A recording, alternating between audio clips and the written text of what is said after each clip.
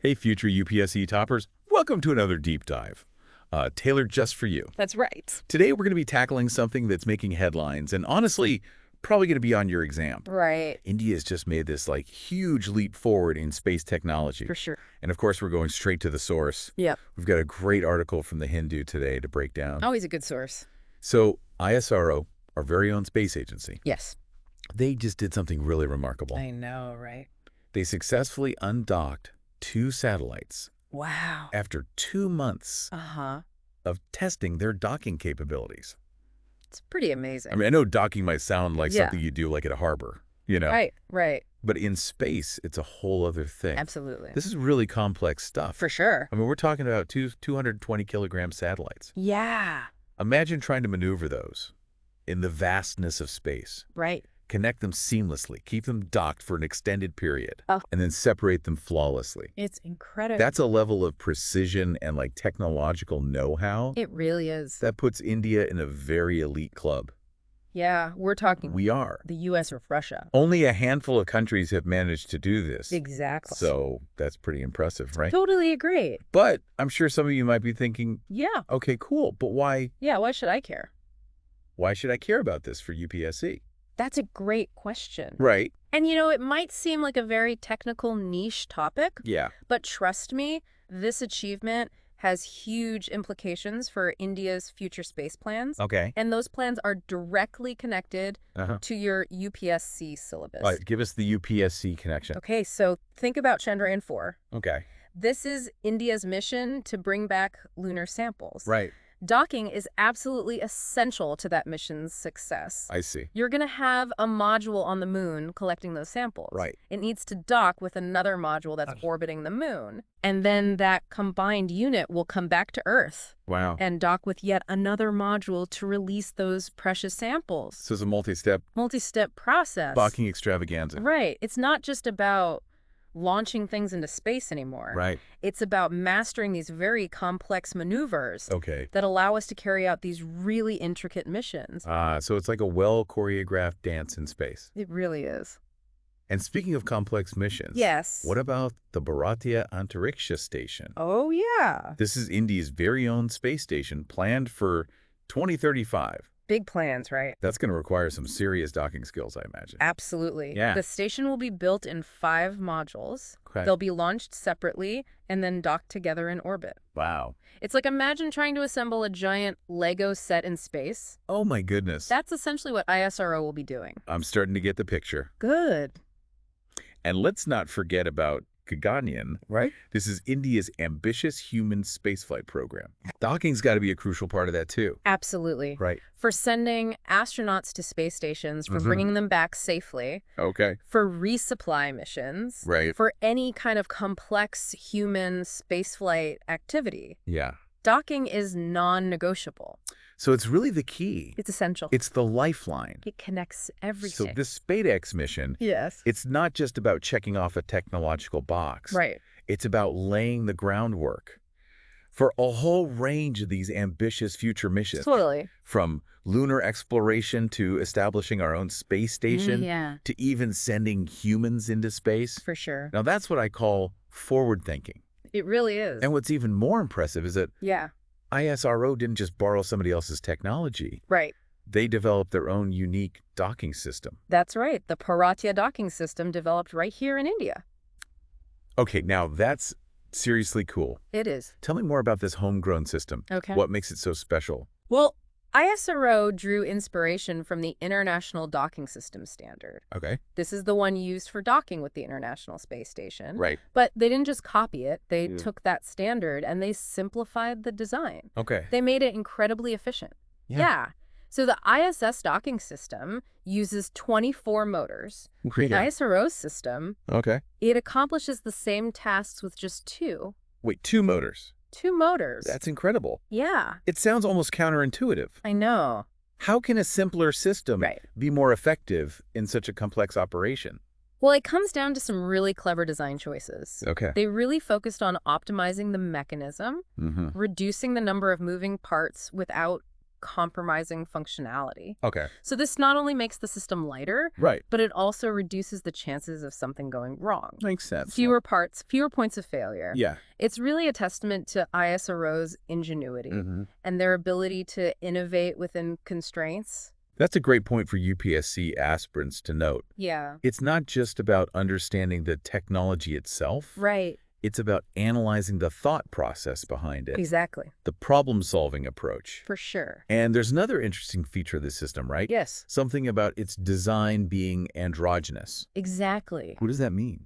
So both satellites have identical docking systems. Okay. There's no need for a male and female component, I see. like some other systems. Okay. This makes the docking process much more versatile and efficient. So either satellite can initiate the docking procedure? Exactly. That's brilliant. Yeah. From the UPSC perspective. Yes. This whole development really underscores India's growing self-reliance in space technology. For sure. We're not just using off-the-shelf technology. Right. We're designing and building our own cutting-edge systems. Absolutely. That's a big deal. It is a significant step toward technological independence.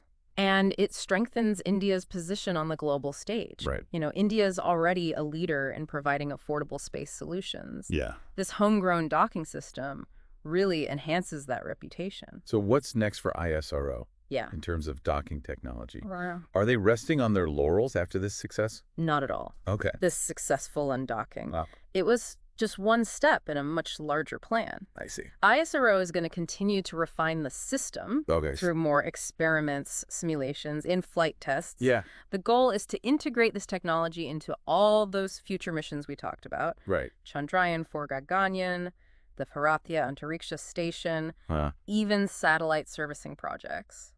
Now that's an interesting thought. Yeah. Could this lead to India playing a more prominent role in international space collaborations? It's definitely a possibility. Okay. As India develops expertise in these critical areas like docking, it becomes a more attractive partner for international collaborations. So we could see India sharing its expertise.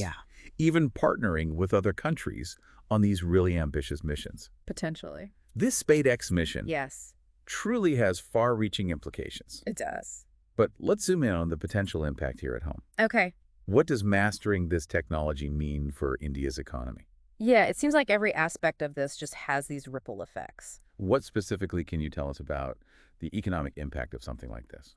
Well, you know, space exploration in general isn't just about like scientific discovery and national pride. Right. It can be a significant economic driver. Okay. And this successful docking demonstration really shows that India's growing expertise in space technology, it's ready to create some real economic opportunities. So how exactly does space technology turn into economic benefits? One of the most direct impacts is job creation. Oh, okay. You know, developing and implementing these really advanced technologies like this Uh-huh. requires a highly skilled workforce. Right. Scientists, engineers, technicians, data analysts, you name it. Yeah. It creates this whole ecosystem of well-paying jobs Yeah. that boost the economy and encourage innovation. That's always good to hear more opportunities for talented people. Exactly, right here in India. Right. And then there's the potential for what we call commercial spin-offs. Oh, interesting. A lot of the technologies that are developed for space exploration actually end up having uses in other industries. Okay. You know, for example, the super lightweight materials used in spacecraft. Yeah. They've led to advancements in the automotive and aerospace industries. Oh, wow. So it's like innovation in one field Yes, can have these unexpected benefits in others. absolutely. That's fascinating. And let's not forget the growing space tourism industry. Oh, right. As access to space becomes more affordable, there's this huge potential for India to become a major player in this market, attracting tourists from all over the world. That would be incredible.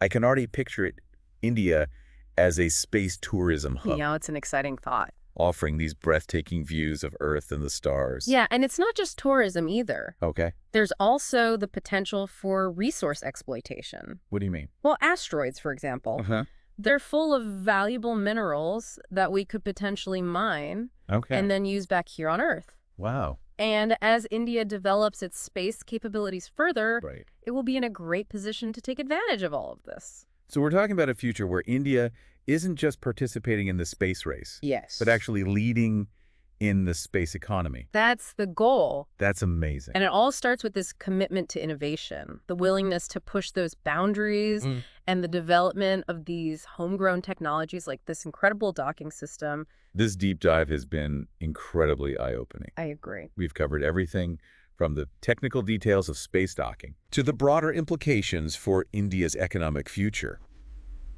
its global standing, and its role in pushing the boundaries of space exploration. It really shows how something that might seem, purely technical actually has the potential to affect so many different aspects of our lives here on Earth. Absolutely. And for our listeners who are preparing for the UPSC exams, remember that everything we've discussed today is directly relevant to a number of topics in the syllabus. That's right. Think about space technology as a lens through which you can analyze India's scientific progress, economic potential, and its growing influence on the world stage. It's all connected. Don't just memorize the facts, try to connect the dots, analyze the bigger picture. Yes. That's what will help you excel in your exams and honestly beyond. I totally agree. Before we wrap up, we'd love to hear your thoughts. Yeah. What were your biggest takeaways from this episode? For sure. Head over to the comment section and share your insights. And while you're at it, don't forget to subscribe. Yeah, hit that notification bell. So you don't miss out on any of our future deep dives. That's right. Into important current events. A big thanks to The Hindu for providing this excellent source material for today's episode. Yes. Their reporting is always top-notch and keeps us so informed about these important developments. Absolutely. Until next time, keep those minds engaged and never stop exploring.